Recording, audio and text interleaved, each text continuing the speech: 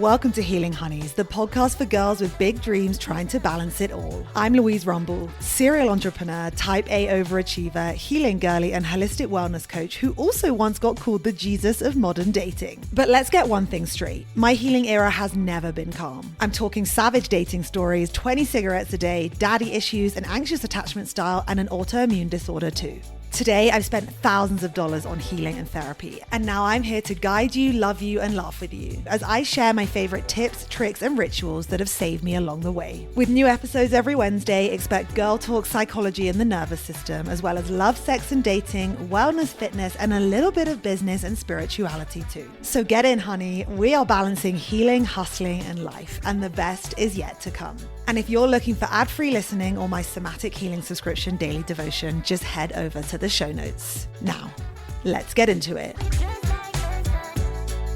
Hi, my honeys, and welcome back to another episode of the podcast with me, your host, Louise Rumble. And I have been dying to have this conversation today about PMDD, and I knew that there was no better person to share it with than Sophie Milner. She is one of my IRL in real life friends. We both used to live in Clapham. We both used to love Clapham despite the shit talk that Clapham gets. And we'd always meet in the park with our dogs and go for a little walk.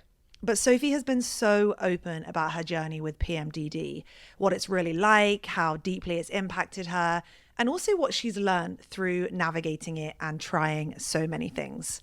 Today's episode is raw, vulnerable, and so necessary because I know lots of you are either living with PMDD, wondering if you might have it, or maybe even looking for answers that your doctor hasn't given you. Before we dive into today's episode, I do want to give you a quick heads up.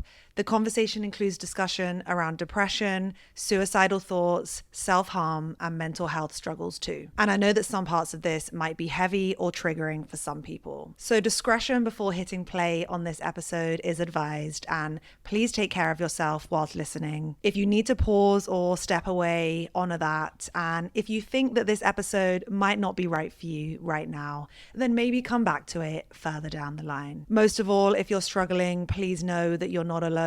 There are people and resources ready to support you, and I have linked some of those in the show notes. This episode is not going to be the only time we talk about PMDD on Healing Honeys.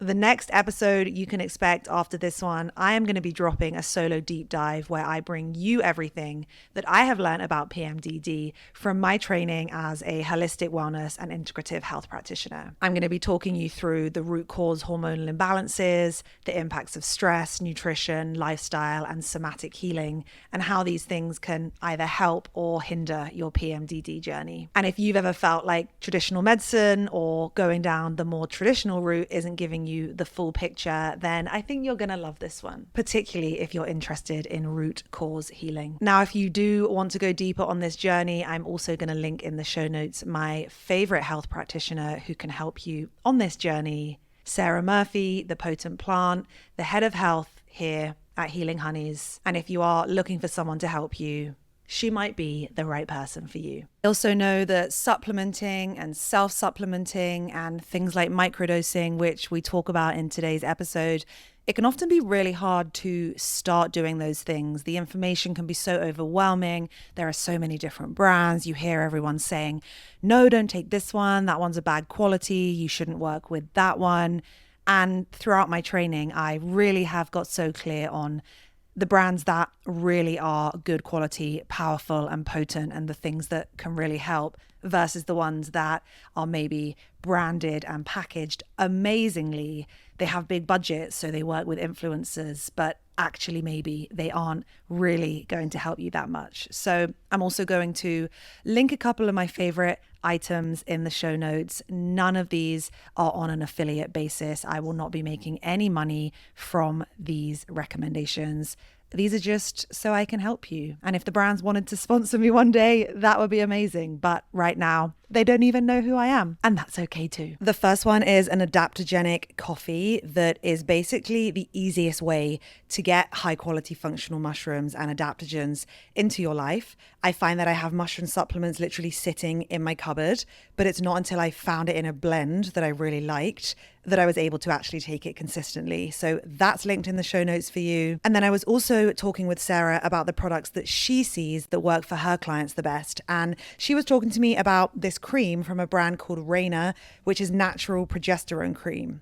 She says she's seeing amazing feedback from her clients on this product. And she explained to me that progesterone cream helps balance that estrogen dominance, which is the state found so frequently in PMDD. It also helps with low progesterone. And this company has been founded by Dr. Keneally, who is huge in the functional medicine world. And her story is that she started this journey into hormone care when her mother was prescribed a synthetic hormone that was literally the beginning of so many health challenges. And since then, through working in clinics and working with thousands of women, she's seen the impact that natural progesterone can have on women with PMDD and also women with general hormonal issues and challenges. I'm going to link that in the show notes. And then if you are interested in microdosing or magic mushrooms, I'm also going to link you to brands that I trust, that I like, that are great quality, that you can also look into as well. As ever, none of this is medical advice. Please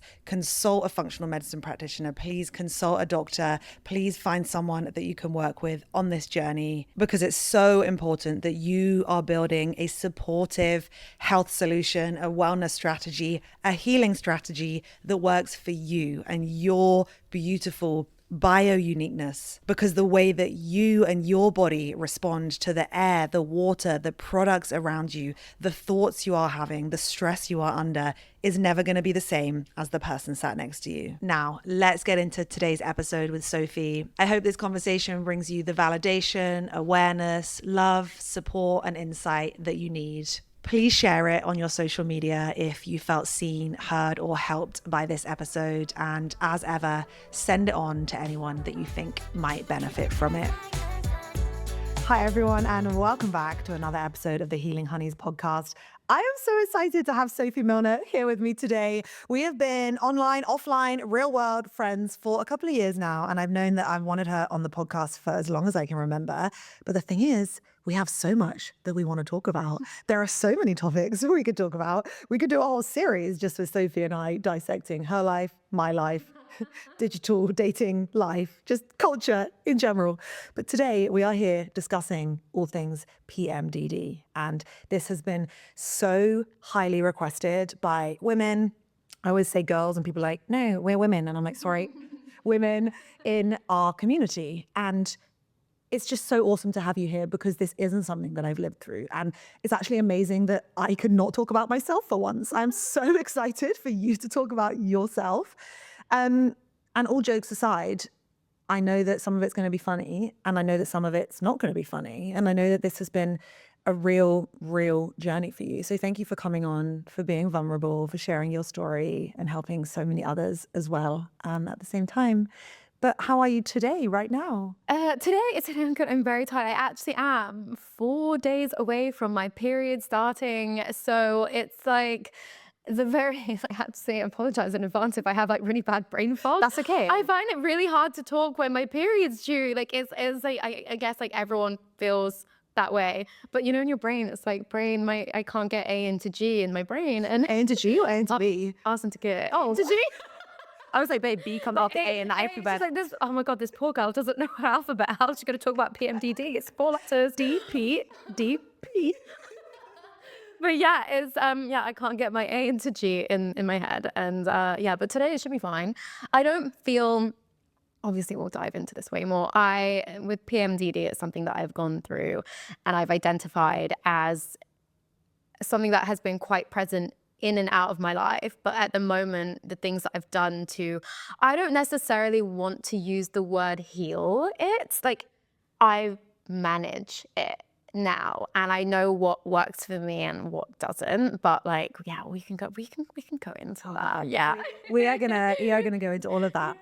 And I think, to begin with, I mean, most people listening to this podcast, they're going to know what it is, because they're here like, yes, you finally got on the pod. I need to talk about this. But for anyone that is listening because they love someone that maybe is going through this, or they're just listening because they love the pod or they love you, tell me what PMDD is in your words. So PMDD stands for Premenstrual Dysphoric Disorder. And essentially it is, the best way I describe it is like PMS on steroids. It is like, you know how you have a headache and then you have a migraine, and they are of the same vein, but two very different things. One is like way crazy intense and wipes you out. That is what PMDD is to PMS. And I feel with PMS, I think it's a bit of an issue in a way, because I feel like maybe it's okay for us to kind of make jokes about it, but then I feel like it gets joked about so much, and everything is just like, oh, haha, yeah, I'm just PMSing, or I'm just being a bitch because of this.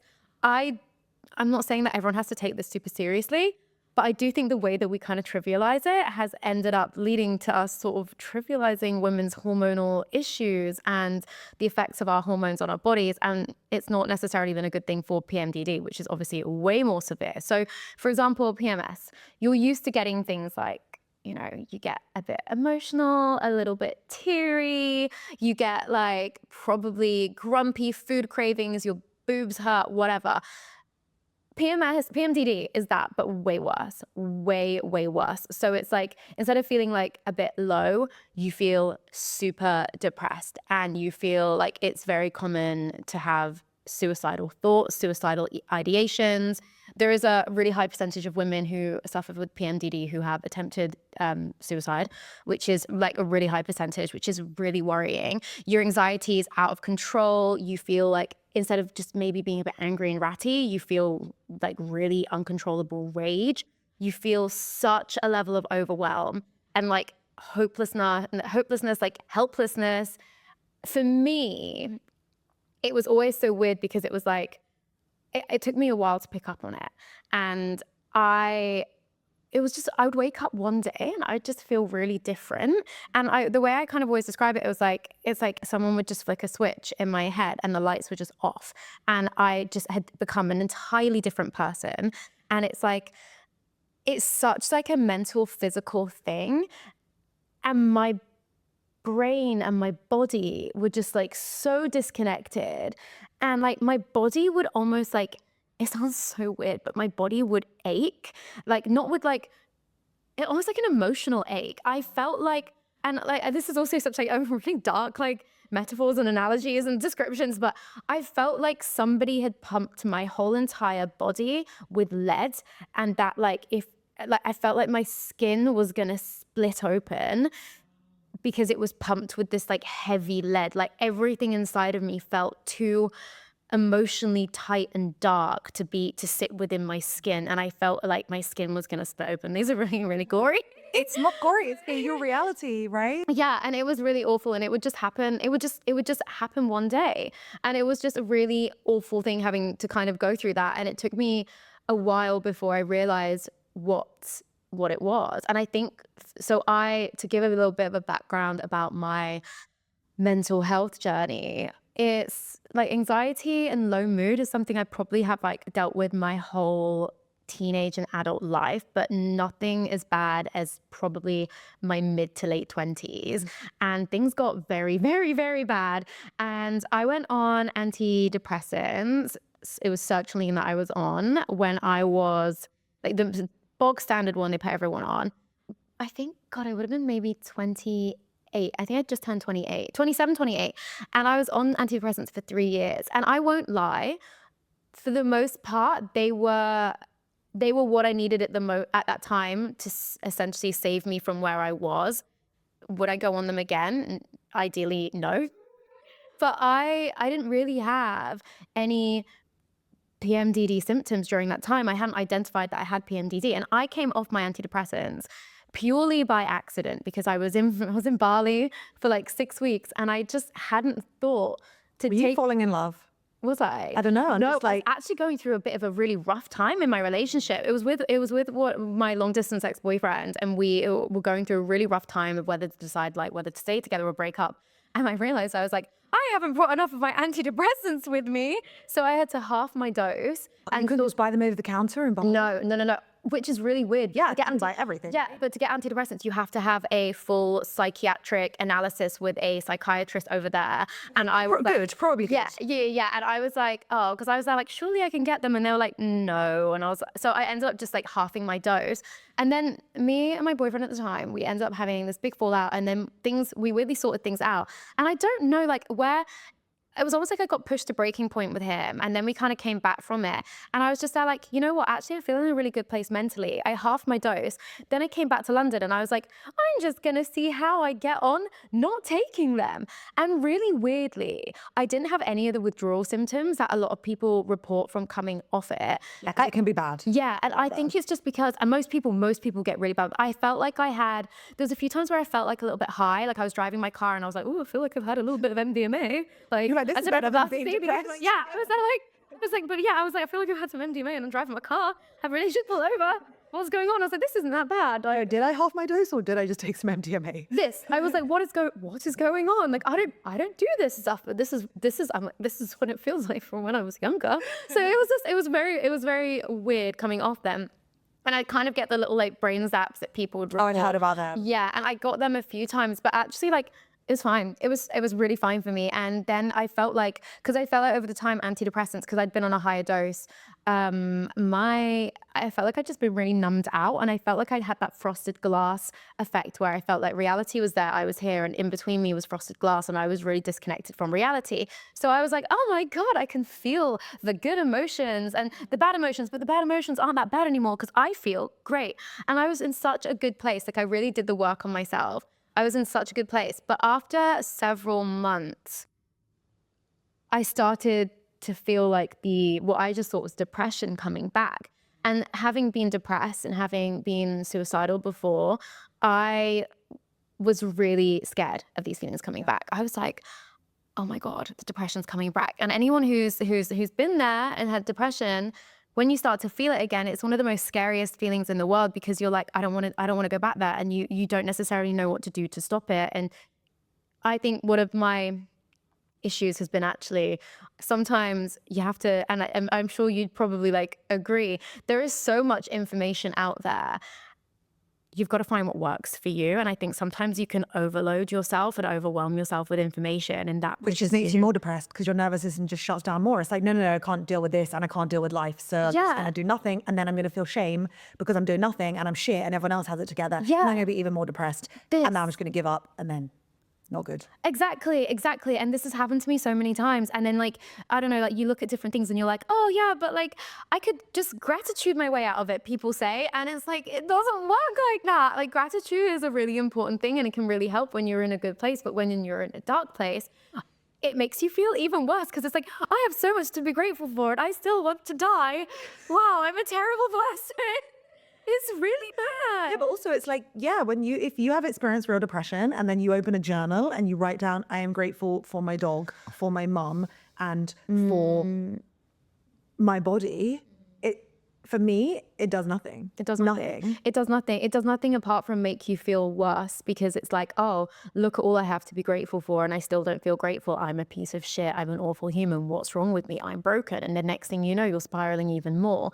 So when I started to feel, I think it was like November 2022. Or the winter as well. The winter, I am really affected by seasons and all of those kind of things. At the time, I wasn't taking any supplements or anything. And it got to November 2022 and there was a few things going on in my life that I definitely feel like not triggered. I wouldn't say triggered my PMDD, but like it was triggered. Yeah, it contributed and affected my emotions and really like would exacerbate things I was already feeling. And it was like, it just started happening. And I remember just thinking, oh my God, it's my depression coming back.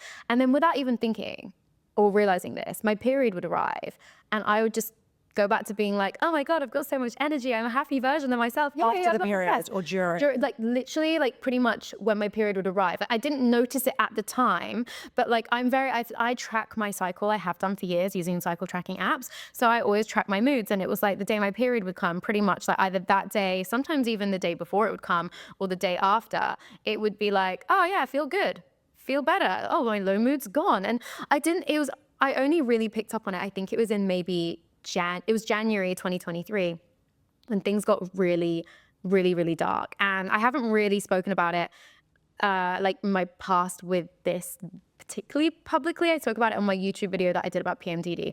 But I do have a history of self-harm. And I think it's a really difficult one to talk about because so many people don't understand it. You're gonna have to put so many trigger warnings on this episode. The whole podcast trigger warning at this point, and I'm grateful for you, Bill. God. Yeah, like so many people don't talk about it because it is people don't get it. Like if you're like, oh hey, I cut myself or I have cut myself and I do it intentionally, people honestly are like, what the fuck is wrong with you? You're fucking insane. Why would you do that? And like for me, it was a coping mechanism that I used in my teenage years and I stopped. But when I start to feel these overwhelming emotions, I think of it a lot and I go there and I think about the things in my house and what I can do with them to help release that pain.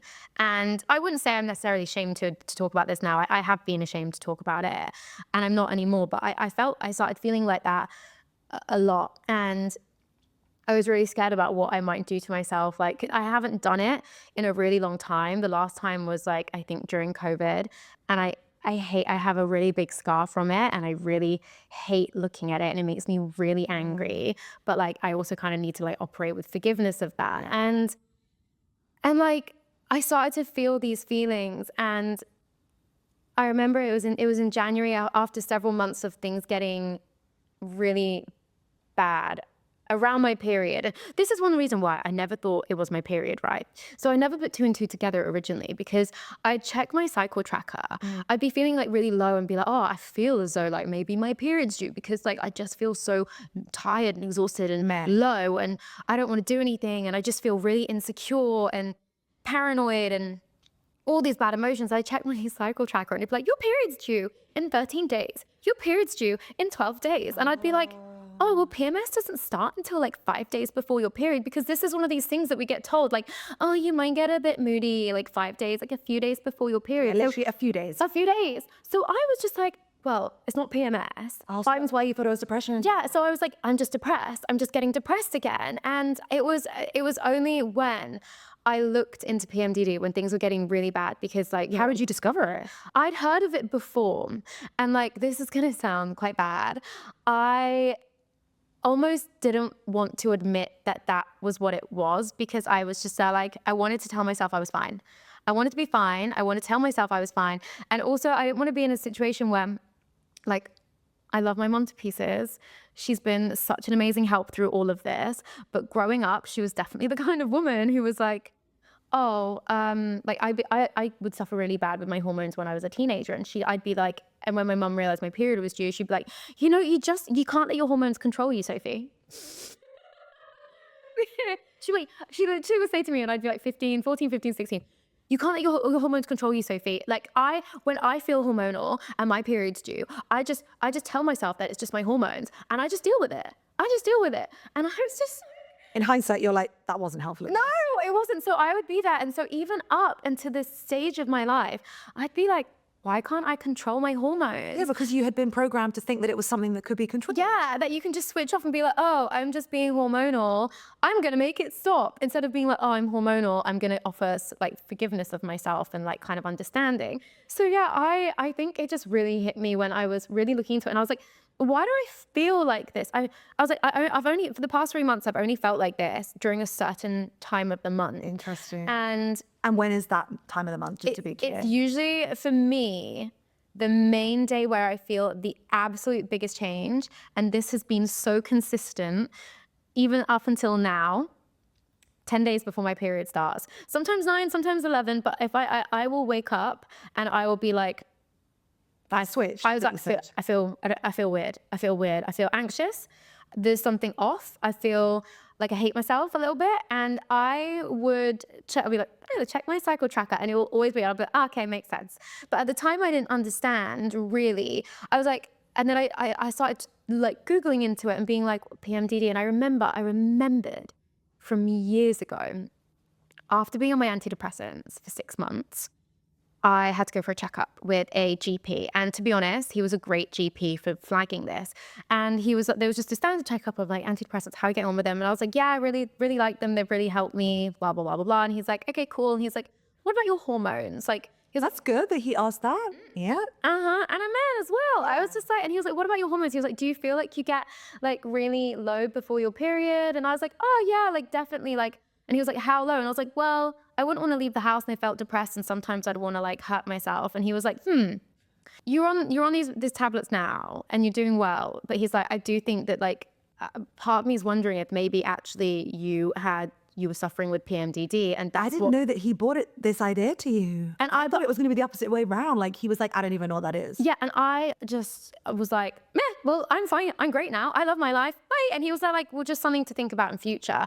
And I just left. And I was just like, I didn't really cross my mind until obviously I was off the antidepressants. And then I was getting all these feelings of like my depression back and all these suicidal thoughts.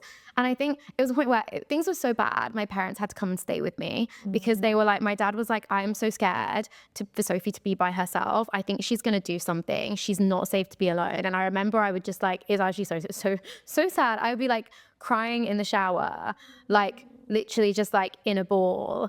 And it was really dark. And it was like the darkest time of my life. And I'm not proud of some of the things that I did at that time, some of the things that I said. I was probably like a nightmare of a girlfriend. I was a nightmare daughter. And because you were going through a nightmare. Yeah, and it was. And I honestly like I really didn't want to be alive. Like, and that was a really scary thing. Because like I remember just being there, like I didn't want to like I wanted to hurt myself. Like I felt like I wanted to like hurt myself to cause harm, to let the pain get out. And like, oh my God, thank God we have tissues. We have a napkin. Thank God. But like, I didn't want to be alive, but I didn't want to do anything as violent enough to like cause to make that step. But it was really scary. It felt like my mind was attacking me. And there were days where like I couldn't be in the house because I felt, this is going to sound really next level. It was like I was almost having hallucinations because it felt like the walls were closing in on me, and I felt like I was claustrophobic and suffocating.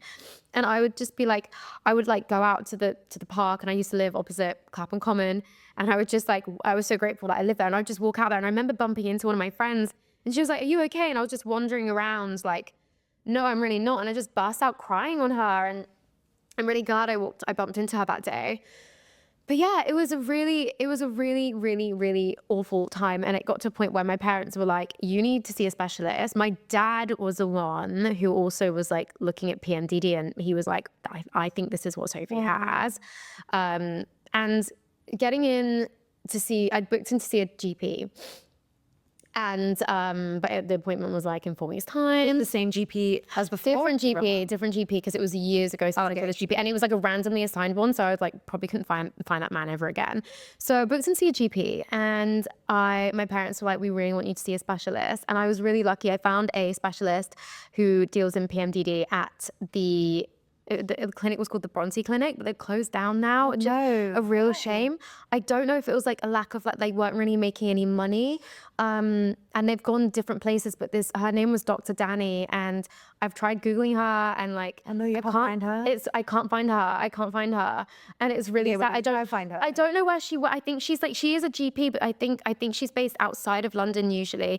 But I went for an appointment with her, and I sobbed the whole way through. She was so understanding, and she was the first person who really was like, I get this. I see other women who go through this, and I'm here to talk to you and go through your options. And she was like, what have you already started doing? And by this point, I had done my own research, and I had started taking supplements. And I'd booked in for acupuncture as well, because I heard that acupuncture could really help. And she was like, your next line of treatment is going for it's antidepressants or hormonal birth control. Really? Mm-hmm. That was the two options. It was like, yeah, you either try and treat it like holistically or like straight to like the medication. Yeah. And I was like, she's like, look, I said to her, I was like, I don't want to go back on antidepressants. And she's like, I'm going to write you a prescription for the one that I would recommend. And she's like, the way that it works is a really tiny, tiny dose, and you take it for half of your cycle. That's it. And I was like, but do you not get withdrawal symptoms? She's like, it's such a tiny dose. It has been proven to work. But she's like, take the prescription. She's like, I'm going to give you the prescription to take to your GP.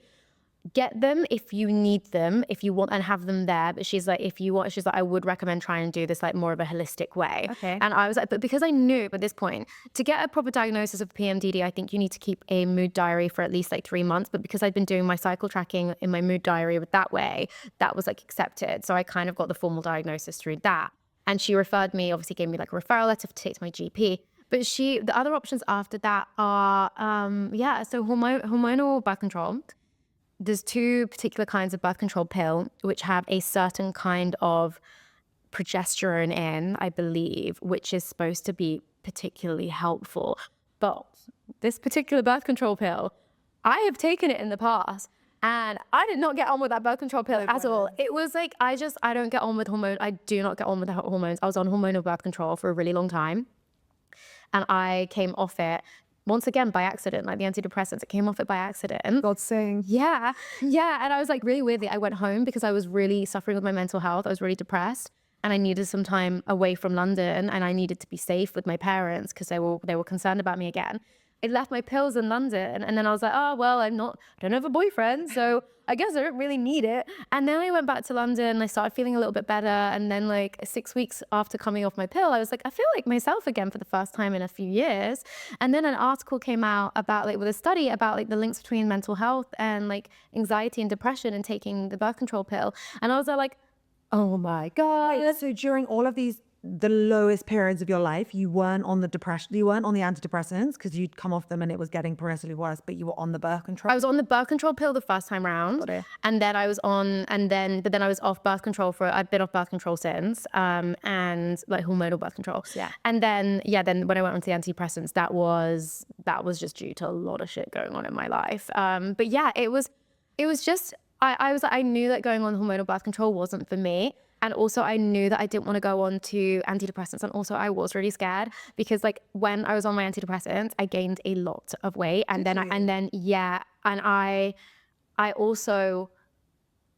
don't know if it's the pill or just like where I was at in my head, but I was like exercising loads. I was trying to lose weight and it kicked off then body dysmorphia. And I was there like, just like pick your poison. And then I was like, I would rather try and heal this holistically. But it felt so validating going and speaking to a professional who had seen this before in other people and didn't question me and didn't be like, but do you really feel like that? Blah, blah, blah, blah, blah, and stuff like that. Like it felt really validating having that experience. And she saw you. Yeah. She saw me for you and the truth. And she listened to me as I was like sobbing, like hardly able to breathe, kind of sobbing, telling her everything. And she listened to me and held my hand and was like, yeah, this is a thing. And like more people need to know about it. And I'm so glad you came here and you found me.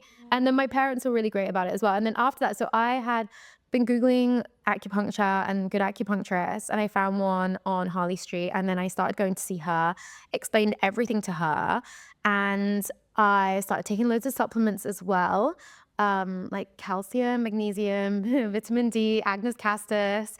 I know ashwagandha, a lot of people are like ashwagandha is like a bit of a controversial one. I have found personally it does wonders for me. Amazing. But so yeah. Because on ashwagandha, it's only really if you have an underlying thyroid issue that it's going to cause issues. So if your thyroid is doing fine, it can be like a wonder wellness supplement. Yeah, I absolutely love it. And also, I don't know, this is maybe going to get me in trouble as well. I started microdosing magic mushroom. That is not going to get you in trouble. That is the definition of true healing. I feel like, because I feel like it's still like such like a topic that people don't talk about. And but yeah, I'd microdosed a little bit before anyway. And then I kind of came off it. But then I was talking to a friend who microdosed and she was like, oh, I do the 4-3 method. I do 4 days straight of like taking my microdose capsules, 3 days off. And then I do that for like pretty much like a few months. And then I have a 1-month break and just to kind of let things, whatever. So I started microdosing magic mushrooms as well. And then I started having acupuncture. My acupuncturist, she was amazing. She was like a therapist with needles. She was like this like kind of like mummy character who would just really listen to me, also held my hand. And honestly, the only way I can describe how it felt when I would get on that table, feeling anxious, depressed, low, awful, like all the things I've described. And she would like pin here, pin here, pin here. And she did like the electro acupuncture where she hooks up to like an electric current kind of thing. Yeah, it plugs you into the wall. We've got a socket here. Yeah. And I felt like she like lobotomized me there and then. Like it was like the anxiety and everything, the pain was here. And then I would just be like, and I just kind of like melted, and it just felt so good. And it was like, and I was getting like 2 sessions a week at the time. And then it changed to like once a week, and then like a couple times a month. And over time, and taking all the supplements as well. And I mean, I was religious with the supplements. I think that the acupuncture and also the validation of knowing what I was working with, it was something that was just so helpful. Like that's what really began to change the game for me. Well, first of all, I just want to say I'm so grateful for you sharing, because it's really scary to share the reality of the darkest moments of our life. And I know that many people will be able to relate that you don't know what to do. You don't know how to survive in the version of you that you are having to exist in, and within your skin, you didn't know what to do. And you dealt with it in the best way that you knew at that time. And I'm so grateful for you sharing that. So thank you. And like watching you cry made me cry as well. And I just wanted to give you like the biggest hug. And I felt bad, like, I wish I'd been able to be there for you more. So if you ever need me, I'm here. But thank you so much for being so open and honest. And I also love you sharing that you wanted to take this more traditional route. Now, I am an integrative health practitioner and a holistic wellness coach. So that is music to my ears. But I also acknowledge that having listened to what you have gone through, if someone opted to take the medication or the birth control, there's nothing I would ever say about that, because what you have gone through is deeply harrowing and life-changing for you. So thank you for sharing. And it's just awesome. First of all, let's talk about the microdosing before we get into how things are fanning, because microdosing is so amazing for healing, for balancing everything out in our body. How did that go for you? It went well.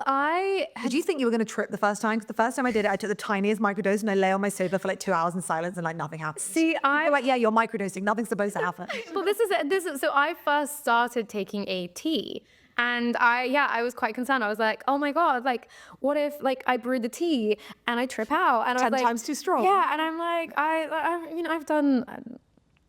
I've experimented. I've done magic mushrooms before, like properly. I've tripped out. Like it was.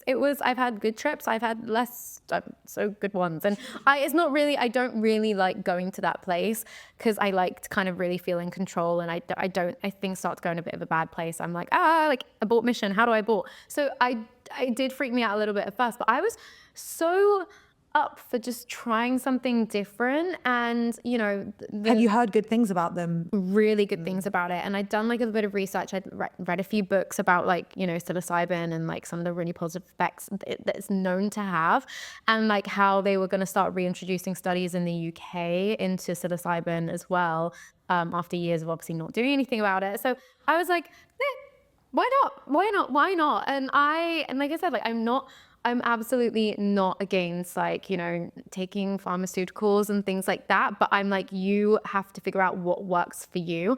And if I can avoid taking something a bit harder and stronger and take something that's from the earth, I will. And I really enjoyed it. And then I ended up the person that I get my stuff from.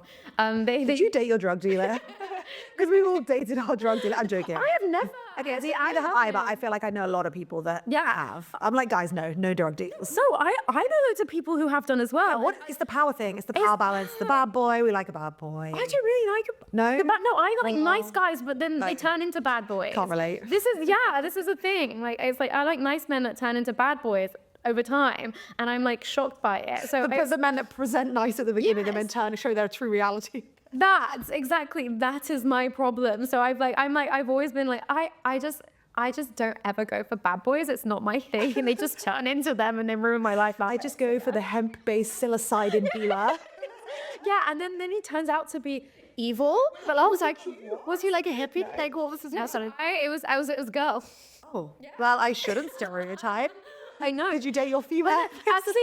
Anyone that I've ever bought anything like herbal and medicinal, drug related, they've always been plant medicine. They've been women. Oh. Yeah. So I felt really safe and also buying it off them, because I was like, for the girls. So support female-run businesses. We love a boss, babes. Oh God. So I actually found her because my friend recommended her. My friend's like buys edibles off her and like does them in the bar. In the bath. He's like, it's really nice to do an edible in the bar. So I was like, we're talking edible marijuana? edible like edible mushrooms. Yeah. And he's like, oh yeah, me and my boyfriends like take edibles in the bath. And Both of them? Yeah. That does not sound comfortable. I know. And he's Like two people sharing a bath. they're really, they're big boys. They are big boys. So I was just like, okay, fair enough. So yeah, he gave me the I'm just imagining, you know, like Mr. Bean in the car when he drives like this. I'm imagining him in the bath like that. And I was just like, babes, I don't know if this is like, going to be comfortable, but whatever. What like, to reveal in what? Bath. So yeah, he recommended this girl, and I never bought any of her like strong edibles off her because I was like, actually, I don't know if I really want to do that. But then she started introducing microdose, and I'd heard really good things about it. So I was like, cool, I'm going to try it. Started with the tea, and then she introduced capsules. So then I started with the capsules because I was like, actually, like, I'm quite bad when it comes to drinking hot drinks. I drink half of it and get bored. Same. I don't even drink one sip. Yeah. It's like wild. I know, and then it's like this, yeah, it's the thing, my family. Obviously, I think it's ADHD. I think it's because you and me get distracted by 30 other things and we forget that the tea. Yeah, and it's like why else also for me, it's like it has to be the perfect drinking temperature. It's either too hot, and then when it gets too cold, I'm like, bleh. It's like an avocado. Yeah. You wait, and then you fuck it. Yeah, exactly. You have like 1 hour to eat the avocado. And if you don't time it right, it's gone. The whole the mushroom thing, the capsules were better for me. And I really enjoyed it. And then, but I was taking, originally it was like, oh yeah, take one every like 4 days or something. And I came off them for a bit because they are expensive as well. They actually do. How much did they cost? It was like £60 for like 2 months, but that was at the time, and now the price has gone up. So it's That's like not cheap, it's not cheap. It isn't realistically. Now it's around, I know one person, and it's like around like £60 for a month supply, and that's like taking them spread out. So you get like, I don't know, like cycling them. Yeah, so I'm there like, this is a lot of money to be spending on top of all my other supplements, on top of my acupuncture. Wellness is so expensive. It is. My acupuncture was it was worth it. It was £100 a session. You can get it cheaper elsewhere, but I just really love this woman. So I was spending like so 100, much. 200 plus 60 plus all the supplements. Yeah, like honestly, like over £1,000, and actually like on like a very different, like wellness and your health and well-being and choosing a holistic route should not be this expensive. And I don't judge anyone who goes down a pharmaceutical route simply for price, because like, good point. I would be there recommending to people, yeah, acupuncture is amazing. I was in a position where I could afford it. Like, they never do that on the NHS, right? Or like, I don't think. I've never heard of it. Not for PMDD anyway. Like, it was definitely when they said, yeah. So actually just really quickly cycling back to what we were saying about. So PMDD, the treatments were, the first line of treatment was birth control, antidepressants, and then if that doesn't work, HRT, hormone replacement therapy. At this age? Uh-huh. Wow. So That's so intense. I know. And then really far is like a hysterectomy. And that's one of the lines of options. Yeah, like, but very, very, very, like, they would like realistically, they're not gonna do that. But like HRT, so I have a friend who went on HRT for it, and I need to catch up with her actually, because she said that she basically was having her bloods done because she's having fertility issues and she wants to get pregnant. So she's having these really regular bloods done, and they basically discovered, they were like, oh, your estrogen drops. After ovulation, your estrogen drops to a level which is below that of a menopausal woman. Wow. And then she was like, oh, I suffer really badly with PMDD. I have done like my whole adult life. Do you think this is related? And they were like, well, yeah. And then so they were like, why don't we try you on an estrogen patch for half of the month? You take it when, like, just after ovulation finishes, and you have it until like your period. And that's what she ended up taking. And she was like, she said the first month, I haven't actually caught up with her since, and you can't really go off 1 month, but she was like, this is the first month in years and years I have felt like myself the whole month through. So I was like, that is crazy. But for me, I was like, I wanted to go down this like holistic route, and I was like, I'll just tick off these options first. And luckily for me, it really helped. And also lifestyle management. So microdosing, I loved it. All my other supplements, love them. And Acupuncture, loved it. And also for me, I was like, I need to really work out how to build my lifestyle around this. And I'm really lucky that like I'm single now. I only have a dog. I don't live with housemates. I don't have children. I don't have any external stressful factors. Yes, I run 2 businesses. I'm about to launch a 3rd. So that is stressful. I do this all by myself. But like, I can essentially make my own work hours. And I'm so grateful for that, because I will basically just kind of, I will plan all my good work around like the follicular stage of my cycle. And I'm like, this is when I'm going to create all my content. This is when I'm going to do all of this. And I'm going to book all my meetings, and I'm going to book X, Y, and Z. And I'm going to go to these events. Whereas when it gets to like past ovulation, I'm like, that's when I need to slow down. I need to slow down. And if I get invited to an event, I'm going to be like, I will tentatively RSVP as a baby. Cry in the corner. But I will, yeah. I'm like, I probably won't go because I'm going to end up crying, and I'll That's feel also overwhelmed. boundaries, right? Like you really are learning to like listen to your body and put yourself first, maybe for the first time. And this has been, I think that has been like one of the biggest keys with it, is actually listening to my body, understanding it. And I think the understanding what your body is doing, understanding your cycle, the forgiveness piece, the self-forgiveness piece you have around it. It's like, oh wow, like I absolutely hate my boyfriend today and everything he does is annoying me. Or I absolutely hate my dog. I love him so much, but I hate him because he's annoying me so much. Or I hate myself. Like the self-hatred I get when I'm like in the luteal phase of my cycle is so crazy. I feel like the biggest failure. I'm so bad at my job.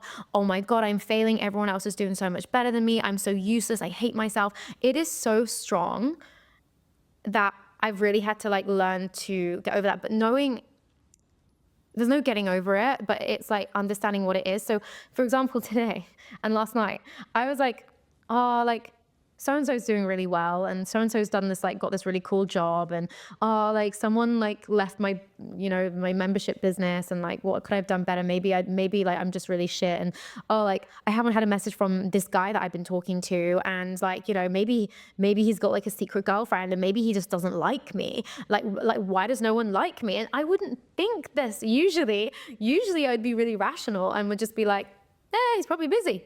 And like, I don't hate my dog. I don't hate my boyfriend. I don't hate like myself. Like, I've just had a bad day. So-and-so got that really cool job. That's cool. I'd love to be able to do something like that one day. You have the thoughts are just rational and you think about it rationally. Whereas when you're in the luteal phase, it's just like you're completely in the irrational. And I still have these thoughts now, and they're just not as bad, and I just know what I'm up against. It's almost like I understand the demon that I'm fighting, and the knowledge I have around it, I'm like, okay, cool. And I just, sometimes it's like, okay, I feel really shitty today. I'm just gonna let myself feel like shit, and that's fine. I'm gonna cry it out and maybe cry some more. And I know some more. And I'm like, I know that I won't be feeling like this in a few days' time, and it sucks and it's shit, and it is what it is. But I believe that like the supplements, the acupuncture, I'm not doing acupuncture anymore. I kind of just go as and when I feel like I really need it. And the supplements, I've been really like lax with them, and I feel it. If I have a month where I don't take my supplements, it hits me a lot more. Like it really does. So I've got better again in the past 3 weeks of taking them. But it's kind of lessened my symptoms now to more of a PMS. So it's more manageable. It definitely still kicks in, or it always kicks in the same day, the same time. Dates like 10 days before. It's like, great, cool. The self-hatred is just visible. But they're these like little like monsters that I'm like, instead of like being in a room where I feel completely full of monsters, and they're really big and scary, and they're like biting at my face and I can't breathe. It's like they're just kind of like little ones that like Sully, from Monsters Inc. Yeah, like big and like maybe a bit of a Randall as well. Like like the kind of like lesser ones. But I'm there like I can kind of be like and I honestly like make no plans. Like I make no plans, and I'm really lucky that I can do that. And I've connected with quite a lot of people that suffer with PMDD online since speaking about it, and I really feel for the women that I connect with who've got kids. Because I was about to say, like, imagine if you did have to go to an office, did have to look after 3 kids, et cetera, et cetera. I don't know how you would do it. I'm so grateful that I can do this, because I don't know how I would do it otherwise. And I have so much respect for women who do and who are managing. And I think they're like, that's a next level superheroes. They really are. Yeah. And I just really hope that the women who are going through this like do have that good support network around them, and have got that, and they have partners that understand. And I think it's like, on the topic of partners, I do think it's really difficult for men to this isn't me excusing men in any way, but I do think I'm like, how the hell are men meant to understand this when we don't fucking understand it ourselves. Like how? Like we don't understand it. Most women go through that. A lot of women go through this every month and they're like, I don't know what's happening to me. I just want to die. And it's like, and then it goes away. Like so many women don't even know about this. And like the whole medical industry doesn't know enough about us and our bodies. Like you Google like what is PMDD and like why do people get PMDD, and they're like, no one really knows. No one really knows, but it's believed it might be to do with like fluctuating hormones. Isn't everything to do with that? Like, The reason I'm laughing is because we just went to the Natural History Museum yesterday and it was like, we think that the dinosaurs existed in, and I'm like, what do you mean you think? And it's the same. It's like, we think it, well, no one really knows. yeah, I know. No one knows. And it's like women's health is so severely underlooked, under-researched, underrepresented, underfunded. So it's like, realistically, how are guys meant to know when we don't even know what to do with ourselves and what we're working with? So I think having a partner who is like understanding and compassionate is so important, and like family members as well. I'm so grateful that my parents were so understanding, and even now like I know that I can like call my mum or my dad and be like, my period's due and I feel like this, and they're like, okay, you know that these things aren't true, you just feel like it at the moment and everything will be fine. And it's like, I know it will be. It doesn't take away from the pain I feel in the moment. I just know that it will pass. It is hard when you have felt depression before, because I think there is that side of you that's like, it's coming back. But yeah, it's a tough one. It's a real tough one. And I really hope that people talking about it more and opening up about it more is going to be helpful. One thing I will say, and people might hate on me for it, but I feel like one of the least helpful things I did during this whole journey was go on the Reddit threads and the Facebook forums and things like that, people discussing PMDD. It felt like it was like jumping into a black hole. And I honestly, after reading people's experiences on there, I was like, I am never going to get over this. There will never be a light. There's no light at the end of the tunnel. Because, and this is no disrespect to people on there, because people are just sharing their opinions and their feelings and their emotions and what they're going through and their traumas and all of that stuff. But when you're not feeling mentally great and you are pretty, like, well, you're super fucking depressed and like you're verging on, like, you're getting suicidal thoughts. And then you go on a forum where people are discussing it, being like, this has never got better. I've suffered for years. I've never got better. And then when people who have said they have got better are then sharing what they did, there's millions, that's really exaggeration. There's like hundreds of people commenting on it, being like, And different solutions, yeah, different options. Also, there's hundreds of people commenting and being like, well, I tried that and it didn't work for me. I did it as well. Like, are you sure you even had PMDD? Because you can't cure it that easily, blah, blah, blah. I tried this and the only thing I can now do is this. And it's so bleak. It is so bleak. It was really, really, really unhelpful for me, because all I saw was women suffering and I saw no way out. When I looked at it, I was like, this just makes me feel like there is no way out. So I would recommend maybe avoiding the Reddit forums. Yeah, I mean, it makes you feel worse. It makes you feel worse. So yeah, talking to friends, therapy, meditating. Meditating is a weird one because I love it, but I always felt with meditating, I was like, you kind of expect to feel better in literally in the moment. And if you're not used to doing it as a practice, it's not going to just heal you with the click of your fingers. You have to like make it part of your practice to then really feel it. And it just takes that, things like that take time. But I hate to be that person being like, meditate and go for a walk, because it's not as simple. But these things, the more you do it, and all these other holistic things, like, yeah, acupuncture, journaling, speaking to people, it really can help over time. And then also, if you have to go onto the harder stuff and go down the medical route, people should never judge themselves for it. You've got to do what you've got to do to keep yourself happy, sane, and alive. I think the meditation point is really interesting. So from a functional medicine standpoint, and you might have come across this, you probably have through all of your research and the Reddit threads and stuff like that. So from the very holistic side of things, these hormonal imbalances are often driven by high cortisol. And when you have high cortisol, which is our stress hormones, it throws off those progesterone and the other hormones.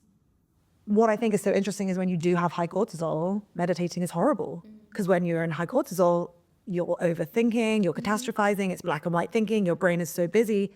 And I hate meditating because I've been a high cortisol girly my whole fucking life. And so I think it's so important that you said, like, meditation works. We all know we should do it. The studies are endless. It helps on every single element and angle of our life. But if you are a high cortisol girly, if you are a hormone imbalance girly, it can be really hard and it might not be the answer. Whereas for me, it's like, I have found somatic shaking has changed my fucking life. And then I can drop into 5 minutes of meditation and I feel like I've taken drugs. I honestly feel like moving your body and doing this is so important. And somatic shaking and doing this kind of thing is something I have only really recently learned about. And it is really, really helpful. And I also, you hear people talk about, and I know you, above all people, will get this. People will be like, oh, yeah, regulate your nervous system. You need to learn to regulate your nervous system. No one ever talks about how. Yeah. No one ever talks about how. And I did this course. It was actually about like attachment theories and like dealing with like attachment issues. This is why I like you. Yeah. And I like you. And it was my friend. She's like this like healer person, like kind of like course. And it was really good, really insightful. But she did a whole like session on how to regulate your nervous system and the practices that we did and doing all this like shaking. And I was like, why has no one ever told me this before? So it's something that like I do when I feel like I'm going into the dark pit and to try and get it out. And like, no, it doesn't cure and solve things in the way that it might do if I'm in a bit of a funk during the other part of my cycle.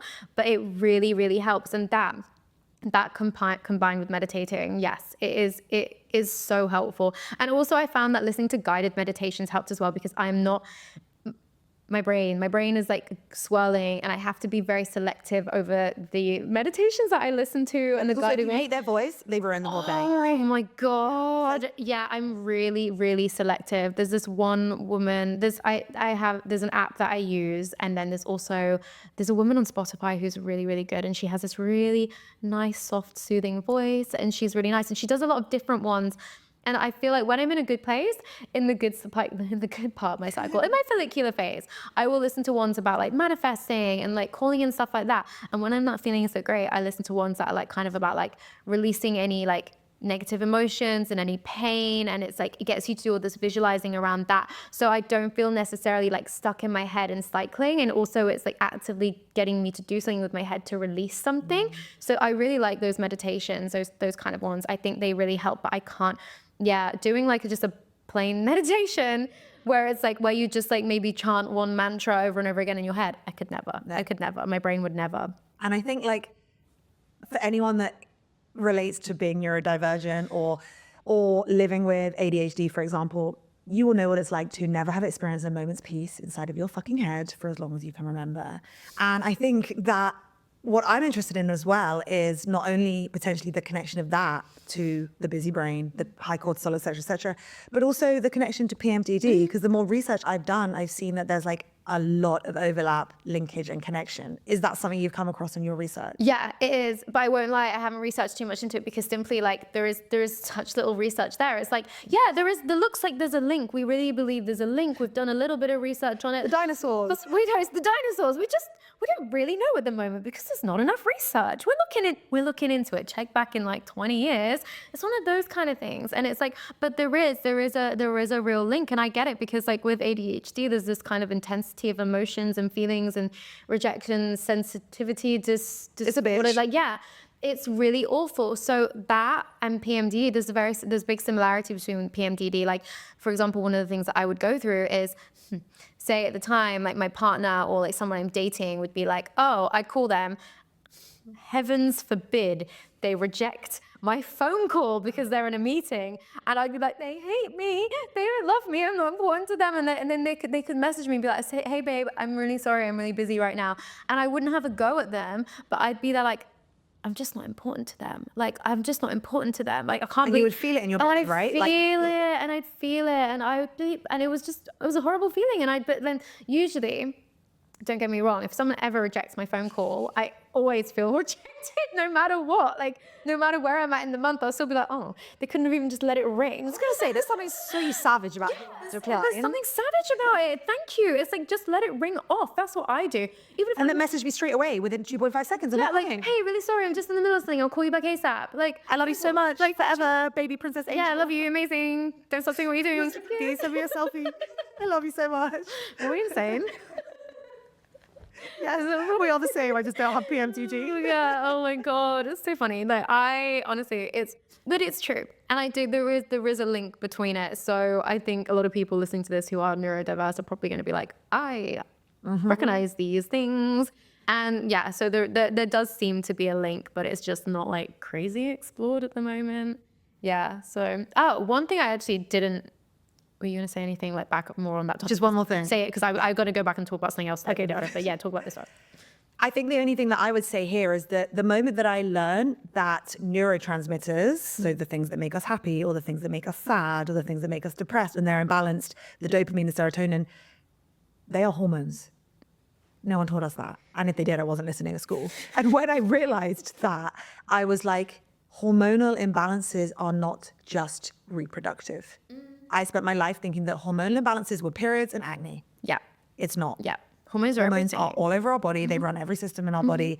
And that for me was like, well, that makes so much sense. Of course it's going to be interconnected. Yeah. So I look forward to more research coming up. No, definitely. And there needs to be some. I just hope someone gives someone some money to do it. It'd be great. Please. But yeah, one thing I didn't pick up on earlier and I want to say is I totally forgot to tell you guys about what happened when I actually went and saw my GP. Oh. So obviously I saw the specialist about my PMDD diagnosis, but when I went and saw the GP, it was a very different story. And I do not want to say this to scare people off, because we need to remember that the original GP I saw about my... was good. Yeah, he was great. But I went to see a GP and I had my printout letter from the specialist, and also they emailed it to them as well. And I was like, hey, like I saw a specialist about this, and she said that she believes that I have PMDD. I'm not expecting everyone to know everything. He Googled what PMDD was in front of my face. What is PMDD? And One finger. Two-finger typing. To be fair, in his defense, maybe if he was two-finger typing, he was old enough that he wasn't taught it at medical school. But either way, there's no excuse. yes. And so and then he was like reading up on it and being like, oh, and then I was like, he was like, so talk to me through your symptoms. And I told him, and this was the following month. So it was when I was in the bad part of my cycle, but like I'd started to feel the effects of some of the supplements I was taking. So I was starting to feel a little bit better. And I said to him, I was like, I feel suicide, like, you know, I get like, I have suicidal thoughts. I feel suicidal. I'm so depressed. And I remember he like looked at me and went, do you really feel suicidal, or are you just saying that? And I was just like, Wow. I have never felt like, I honestly felt like my, like everything in me, my being just like retracted. And I was like, this is not a safe space. This is not a safe space. Like I cannot do this. And I felt so uncomfortable. And I was like, well, yeah, why would I just say that? But then I spoke about this on my Instagram stories, and someone who works in the medical field was like, oh, they technically have to say that because we do get people who show up and say they're suicidal when they're not. And I was like, but is there not a better way of saying it when there's a girl who's showing up with no makeup and crying, and she's there like, I feel suicidal sometimes. And I think it's because of like my, like, you know, hormones and this PMDD thing that you don't know what it is. And he is just there like, oh, do you really feel like that, or are you just saying it? And I was just like, I was just so shocked. So invalidating. I thought it was so invalidating. I felt so uncomfortable, and I felt really unsafe to then discuss it with him. And he then... Did you just want to leave at that point? I did. And I was also there to discuss a really bad pain I'd been having in my left ovary every single cycle. And it was only ever in the left side. But he started talking to me about, you know, he was like, oh, well, you know, let's have a little look at what the thing said. Oh, she's recommended you go on antidepressants. She's recommended this one. I'm going to give you a prescription for sertraline. And I was like, I was on sertraline for 3 years. I don't want to do sertraline. She knows what she's talking about. She's actually dealt with people she recommended. Oh, so he was going against the specialist. Yeah. The specialist. Yeah. And I was just there like, no, I want to be put on this one. And he's like, well, I've just looked into that one, and that one has different side effects. And I was like, I just looked into that. yeah. And I was just there like, well, I just really want to stick with what she's said. And then after all of this, I said to him, I was like, he was, oh, have you tried just like going on the pill? The classic. And I was like, no, I was on the pill. I came off it. It made me feel anxious and depressed. I came off it and I felt better. And now I don't want to be on it. I know that's one of the things that they can do for PMDD, but I don't want to go down this route. And he was like, okay. And then I was like, I did also like come because I needed to talk to you about this pain I'm getting. He's like, we have run out of time, so book another appointment. But you know, if you're getting period pains, like, you know, and I was like, it's not period pains. I was like, if you just listen to me for a second, I was like, I'm getting a really severe pain. pain in my left ovary, and it's not when my period's due, it's during ovulation. And he was like, so like I was saying, Oh no. if you get period pains, if you're getting period pains, and if you're getting a bit moody and low before your period, you really should just consider going on the pill. Just go away and have a think about it and book in to see me again, and we can talk about your ovarian pain then. And I was like, So invalidating. and I walked out and I called my mum straight away, and I was just there like, it was honestly awful. And then I ended up going to see a female GP about my ovary issue, and she instantly listened to everything I said. And not only that, I didn't talk to her about PMDD when I went in to see her. She checked back on my file to catch up with, like, because I got referred for a scan. She checked back up on my file and then randomly called me and was like, hi, I was just checking through your file and I saw that we'd got like a note on about, like, you know, from the Bronte Clinic about your PMDD. I just wanted to check in and see like how you are with that and how that's going for you. Like, are you doing okay? And like, you know, that's a very severe thing to be dealing with. And I was just like, yeah, I'm actually doing okay. She's like, you know, how have you been managing it? Like, we see that you didn't pick up your prescription. And I was like, oh, I actually, because I never picked up my antidepressants in the end. I just had the prescription, didn't pick them up. And I was like, oh, I've been doing X, Y, and Z and X, Y, and Z. And she was like, oh, yeah, that's really good to know. Like, you know, don't hesitate to like ask for me if you want to talk about this in the future. She was quite like very cold and blunt in the way she spoke and very precise, but the level of care, them reaching out, I thought proactive. it was right? proactive, and it was really nice. And she actually just was just there like, I'm here to do my job. I care about women's health. I'm going to do something about it. Like, and that was really validating. That was really validating. So yeah, it was just sucked that the GP just, but I've spoke about this and other people like, oh, I don't think this is an issue that's about a male versus female GP. I think it's just about getting the right one, and it's not necessarily gender related. I think it's just luck of the draw. What I would absolutely recommend to anyone going for an appointment with a GP, bring a friend, bring a loved one, because they will help advocate for you. Because often if you're going and you're feeling like not okay mentally, and you can often like perhaps try and gaslight yourself and just be like, oh, I'm just crazy, or I'm not really feeling this way, or I know I feel this way, but I've been made to feel stupid. And bring someone to help advocate for you. So if there's someone there being like, do you really feel suicidal? You've got someone there being like, yes, she does. Like, I would say bring a loved one with you to help, to just be there. So yeah, that'd be my advice. That is such good advice. Like, I would never have thought of that. And I think, yeah, in those moments that we can't advocate for ourselves, particularly in the lowest, darkest, most emotionally vulnerable times, actually to have someone who is able to do that And is life-saving. I mean, if my mum was there in that appointment, she probably would have slapped the man. Like, honestly, she would have been like, are you fucking kidding me? Like, it was She like, would have been like, I've seen this. Yeah. See it. It is yeah, real. she would have been devastating. She would have been so mad. Like, so it's, and having someone who kind of backs you up, it sucks that we need it. But also sometimes you just, especially if you're someone who is quite shy and, you know, you're not very good at sticking up for yourself or like speaking about yourself anyway. I know for me, I don't like getting sick. I don't like going to the doctors anyway. So when I'm there, I'm like, me. Yeah. But like, I want to get out of here. So even though I'm like really gobby and I talk loads, usually when I go to doctors, I'm like, I have a rash. And it's just the worst. So yeah, that would definitely be my piece of advice. Yeah, I think that is so helpful. And I think as we come to wrap up, let's do some quick fire questions. Oh, yeah. Right. You've already answered most of them. Okay. Number one thing that someone who is trying to get a diagnosis for PMDD, what advice would you give them? Okay, number one would be if you, I know this really sucks, and once again, it comes from a place of privilege. If you can afford to go private because you'll get seen quicker, you'll be taken more, there's a chance you might get seen more seriously.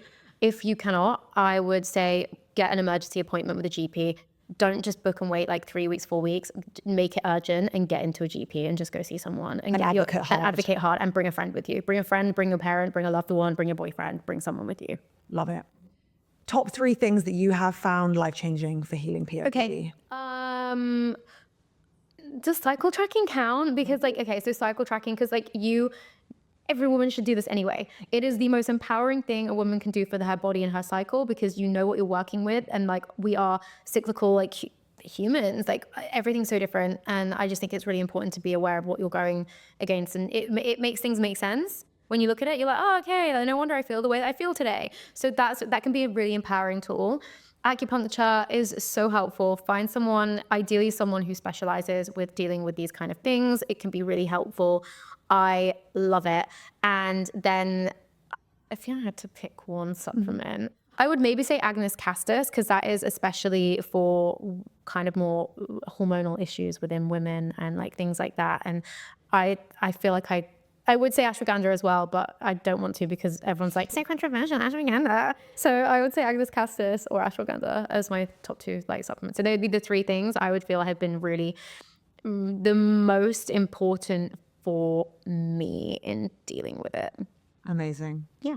Thank you so much. This has been so overdue. I know. I have needed to share you with the world, share your story with the world. And there are so many people that are going to be listening to this. You have provided such real, raw truth. And I'm so grateful. Thank you for being vulnerable. Thank you for being emotional. I think you are amazing. You inspire so many. You are fun throughout the whole thing. I've never seen you badly dressed, even on the worst days of your cycle. Like, and it's so interesting from the outside, right? That even on your darkest days, I would look at Sophie on social media and be like, wow, she's got it all together. Oh, yeah. Which is why we need to be having these conversations. Yes. Yeah. And it's why I want to continue having these conversations, and people expect you to be online and be all happy and happy and happy all the time. And sometimes you're not. And then people will be like, oh, you're being ungrateful. But it's like, no, this is just reality. I'm a human. You're a human. We have bad days. Sometimes you're going to show up and you're going to have a bad day. And you need to show that, because then other people feel better knowing you have bad days too. 100%. Yeah. I love you. Thank you for joining. Thank you for having me. Goodbye.